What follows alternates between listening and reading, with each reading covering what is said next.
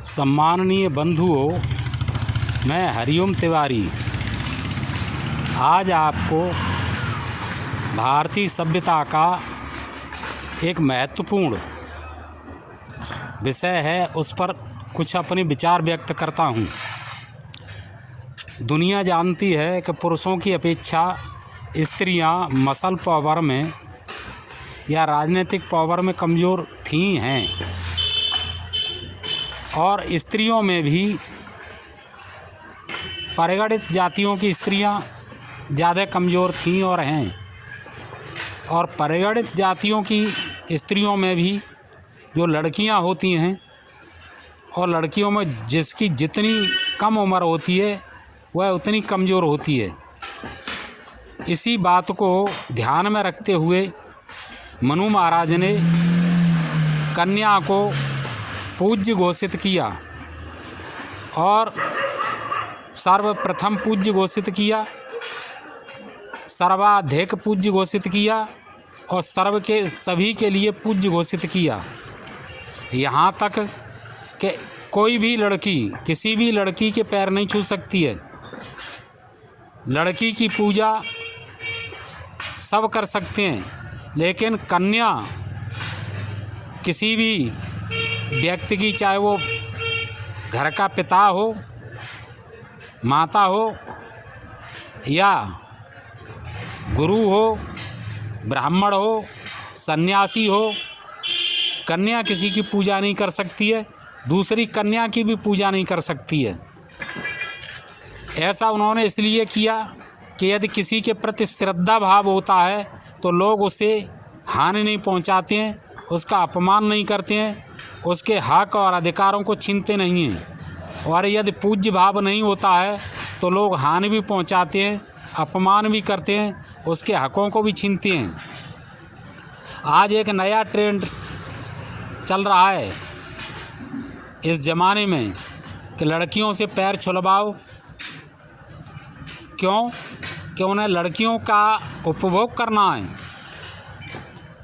यदि पूज्य भाव की दृष्टि रहेगी समाज में तो लड़कियों के प्रति आदर भाव रखना पड़ेगा, और यदि पूज्य भाव खत्म हो जाएगा तो लड़कियों का उपभोग का रास्ता खुल जाएगा।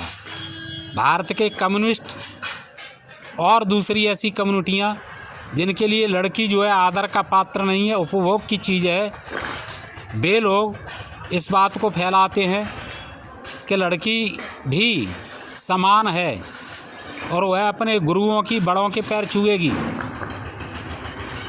और उसकी पूजा नहीं की जा सकती है। इसी के तहत कुछ लोग अब ये कह रहे हैं, ख़ास तरीके से बुद्धू समाज के लोग, कि स्त्री, लड़की कोई संपत्ति नहीं होती जिसका दान दिया जाए। यह बिल्कुल सही है कि वह संपत्ति नहीं होती है, लेकिन कन्यादान क्यों किया जाता है?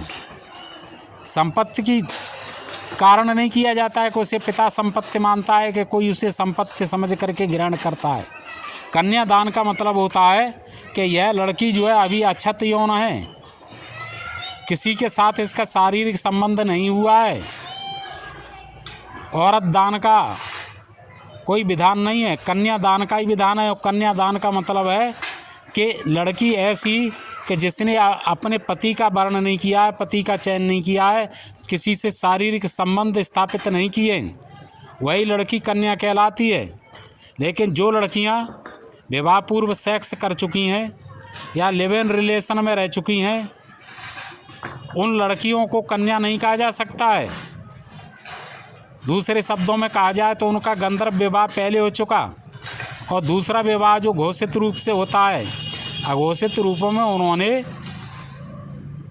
गंधर्व विवाह पहले कर लिया, और अब ये दूसरा विवाह जो होता है वह दूसरा विवाह है।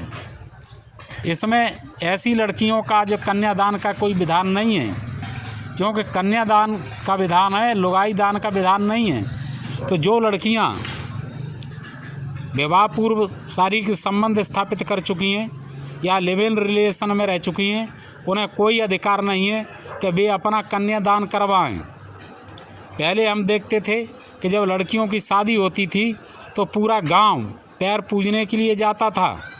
आज स्थिति यह है कि लोगों को मालूम होता है कि यह जो जिस लड़की की शादी हो रही है वह कन्या नहीं है।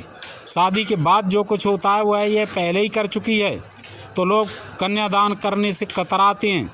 लेकिन माँ बाप शर्म की सौदा समाज में अपनी प्रतिष्ठा को ध्यान में रखते हुए ऐसी लड़कियों के भी पैर पूजते हैं और कन्यादान कर देते हैं कि जो पहले